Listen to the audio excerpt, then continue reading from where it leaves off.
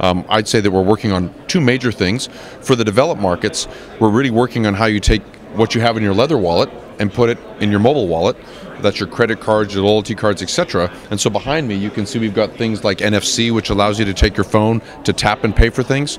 But in emerging markets, we're really focusing on how we provide financial services or give people their first Visa card onto their mobile phone. And these are people that aren't banked today. So we really have two strategies for mobile. And I think over time, people will be able to leave their wallets at home and just bring their phone. But I think in most markets, in developed markets, making payments is really convenient using your Visa card. So I think that people will have both their wallet and their mobile and their Visa on their mobile phone for many years.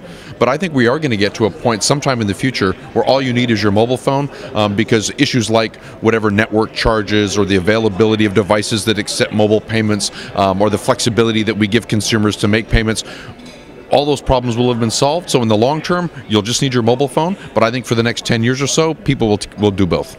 Security on mobile payments is a great question. I'd say we're as concerned about security in a mobile environment as we are in a physical environment, because security is at kind of the heart of what we do at Visa.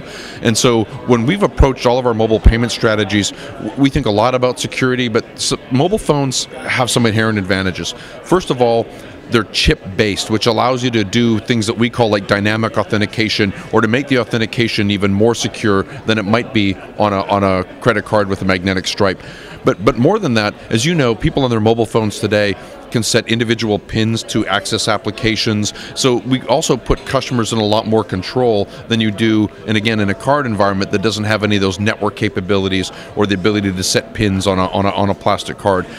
But I think you're right. There are a lot of new players coming into the market. Google, you mentioned Facebook and others that are looking at getting into payments. And I would say that to the degree that they support an open wallet, that is, the customers get to choose to take whatever payment brands, whatever loyalty cards they have in their wallet and put it on their mobile phone, that we would support that, and that we would allow them to use the Visa PayWave application to make a payment at the point of sale using their mobile phone, or support their applications.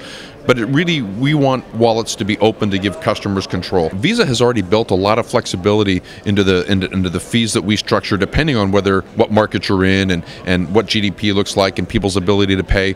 We're going to have to do more of that innovation around emerging markets, where I think you rightly pointed out very small transactions with people that don't have access to a lot of financial resources. And so we're going to continue to look at all of our pricing structures with our partner Fundamo, as I said, that we just acquired, on how we can use some of the practices they've already built regards pricing. And I think that you're right, we're going to have to be flexible in terms of pricing.